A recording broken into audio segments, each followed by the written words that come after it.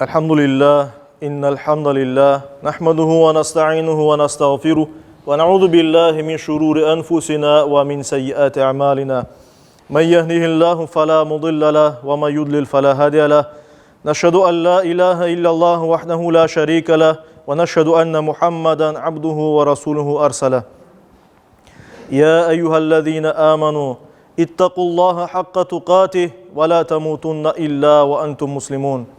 أيها الناس اتقوا ربكم الذي خلقكم من نفس واحدة وخلق منها زوجها وبث منهما رجالا كثيرا ونساء يا أيها الذين آمنوا اتقوا الله وقولوا قولا سديدا يصلح لكم أعمالكم ويغفر لكم ذنوبكم ومن يطع الله ورسوله فقد فاز فوزا عظيما أيها الناس قال الله تبارك وتعالى في كتابه الكريم أعوذ بالله من الشيطان الرجيم بسم الله الرحمن الرحيم وسارعوا إلى مغفرة من ربكم وجنة عرضها السماوات والأرض أعدت للمتقين صدق الله ربنا الأعلى. Saygılı cemaat-i Müslümin, hürmetli Müslümanlar, Yüce Rabbimiz Kur'an-ı Kerim'de Ali İmran suresinin 133. ayet-i kerimesinde böyle buyurar. Rabbinizin bağışlavına ve takva sahipleri için hazırlangan, genişliği kökler ve yer kadar olan cennetke aşıkınız. Peygamberimiz sallallahu aleyhi ve sellem hakkında hadis-i şeriflerde İbn Mace'de geçken bir hadiste buyurula ki sahabelerden birisi Peygamberimizden böyle sual soragan.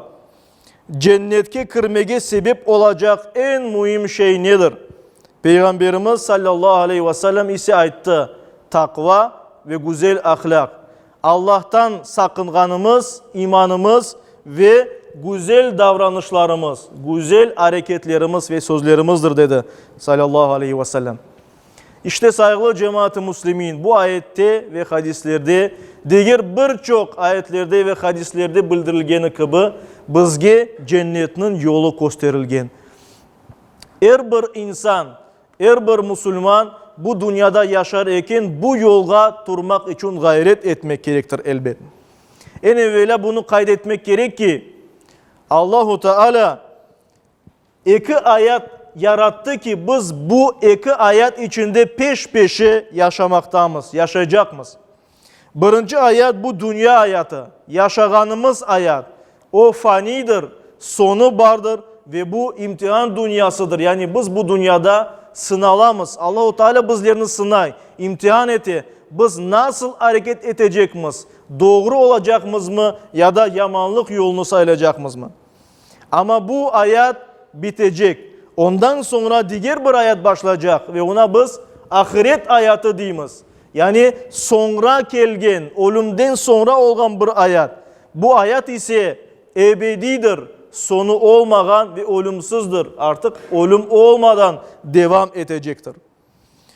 Dünya hayatı ahiretke doğru uzangan zorlu imtihanlarla dolu, bazen ağır günlerle dolu, problemalarla dolu ve sonu olan bir yoldur.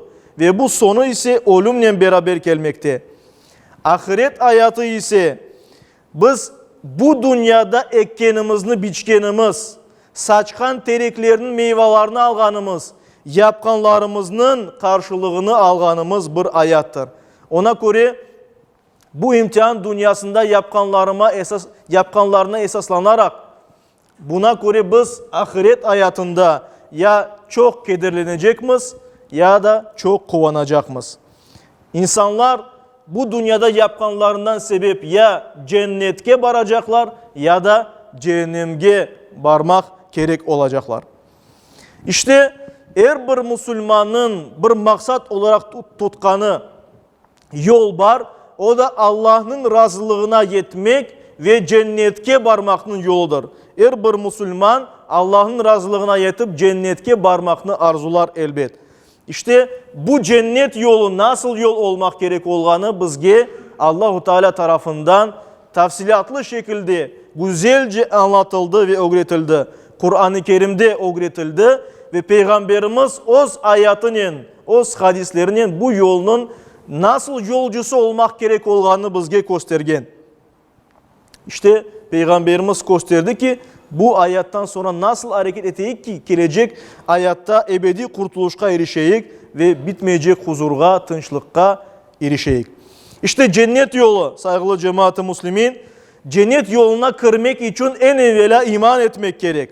Çünkü ancak iman etken kişiler bu dünya imtihanından geçmeleri mümkündür. Kurtuluş için imanın bütün esaslarına inanmak gerekmez. Allah'a ve Allah'tan gelgen her şeye inanmak gerekmez. Mümin bir kimse Allah'a inangan ve son nefesine kadar bu imanla yaşayan bir kimsedir. Yani inanganla beraber, inanmakla beraber son nefesimizge kadar bu imanı biz saklamak gerekmez. Ve Müslüman, mümin kişi her türlü musibette teslimiyetini coymaz. Her vakit Allah'a işanıp dayanır. Ne kadar problemalar, imtihanlar, sınavlar, belalar başına gelgen olsa bile. Şu cennet yoluna kirgenden son ilerlemek için her bir insan, Müslüman, salih ameller işlemek gerek. Yani güzel hareket yapmak gerek. Güzel söz aytmak gerek. Allah için hayırlı şeyler yapmak gerek saygılı cemaat-i muslimin. Namaz, oraza, hac, zekat, kurban, dinimizin esas olan ibadetlerini yapmakla beraber Allah rızası için, Allah'ın razılığına varmak için yapılan her türlü hayırlı ve faydalı iş de ibadettir. Buna göre de eğer biz bir kimseye bir iyilik yapsak, bir kimseye onun işini kolaylaştırsak, bir kimsenin paylaşsak, yardımlaşsak, özümüz yamanlıktan uzak dursak bile ve iyilik yapmaya tırışsak, yapıp olmasak da iyilik yapmaya tırışkanımız için bunların hepsi ibadet ve sevap olur ve böyle hareketlerle biz cennet yolunda hep ilerleyip giderimiz saygılı cemaat. Ve ilerleyip yolun sonuna varmak için saygılı cemaat, her bir insan, her bir Müslüman güzel ahlak sahibi olmak gerek. Peygamberimiz buyurganı gibi. Yani takvanın güzel ahlak sahibi olmak gerek ki cennetke varıp yetmek için. Ahlak sahibi olmak yani samimi insan olmak, çin yürekten aytkanlarını aytmak, doğru insan olmak, doğru hareket etmek ve sözünde doğru olmak, yalan aytmamak, bergen sözünü yerinde tutmak. Bir şey bizge emanet yapılsa o emanetini olganı gibi eksiksiz yerine kaytarmak, sahibine kaytarmak, bunun gibi bütün asletlerle özümüzü yaraştırmak Müslümanın bir maksadıdır. Bu cennet yolunda ilerlemek için. Ve akılımızda her daim tutmak gerekmez. Müslüman degen bir kimse başkalarga Müslüman olsun ya da olmasın başkalarga hiçbir vakit zarar getirmez. Zarar getirmekten sakınır. Uzak tırışır ki zarar vermesin.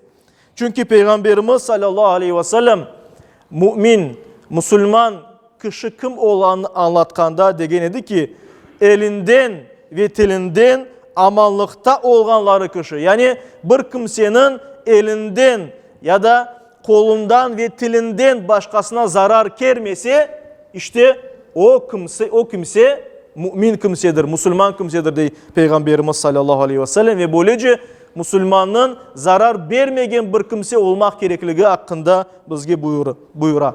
İşte mümin, Müslüman kimse güzel ahlak sahibi olur. Yani başka insanların de davranışlarında, hareketlerinde en güzel şekilde hareket eder. Bir kimsenin hakkına kırmaz. Mümin bir kimse hayatını boş şeylerge masraf etmez ve israf etmez vaktini ve sağlığını. Bir hadis-i şerifte İbn Mace'de geçken bir hadis-i şerifte Peygamberimiz sallallahu aleyhi ve sellem dua etkeni bizge anlatıla. Biz hepimiz Müslümanlar olarak Peygamberimizin şu duasına koşulmak gerekmez. Peygamberimiz böyle dua etkenini buyurula, bildirile. Allah'ım senden cennetini ve bizni cennetke yakınlaştırgan söz ve amellerini isteyimiz. Cehennem ateşinden ve bizni ona yakınlaştırgan söz ve hareketlerden sana sığınamız. İşte Yüce Rabbimiz her birimizni cennetke layık etsin inşallah. Cennetke barmağa nasip etsin ve cennetke alıp bargan ameller, hayırlı işler, savaplı işler becermege nasip etsin bizge ve yakınlarımızga. Ve her birimizni cehennemden uzak eylesin ve cehennemge alıp bargan günahlardan, yamanlıklardan, bir kimsenin hakkına kırmekten de bizlerini uzak eylesin. Yüce Rabbimiz her daim Müslüman olarak yaşamağa, cennet yolunda ilerlemege, Allah'ın razılığına yetmege ve cennetke barıp yetmege nasip eylesin. Yüce Rabbimiz bu dünyanın yamanlıklarından bizni korçalasın. Her daim iyiliklerde olmağa nasip eylesin. Hastalarga şifa, dertlerge derman nasip eylesin. Amin.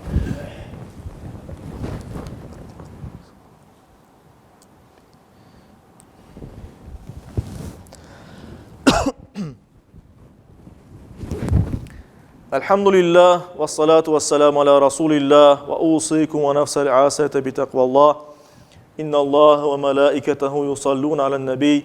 Ya eyyühellezine amenu sallu aleyhi ve sellimu teslima.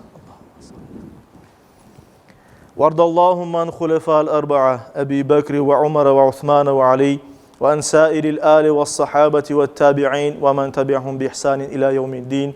وعنا معهم بعفوك وكرمك يا أكرم الأكرمين ويا أرحم الراحمين اللهم أعز الإسلام والمسلمين اللهم أعز الإسلام والمسلمين اللهم أعز الإسلام والمسلمين واحمي حوزة الدين ودمر أعداء الدين وألف بين قلوب المسلمين وواحد صفوفهم واجمع كلمتهم على الحق يا رب العالمين وانصر دينك وكتابك وسنة نبيك محمد صلى الله عليه وسلم وآله أجمعين عباد الله إن الله يأمر بالعدل والإحسان وإيتاء ذي القربى وينهى عن الفحشاء والمنكر والبغي يعظكم لعلكم تذكرون صدق الله العظيم وأقيموا الصلاة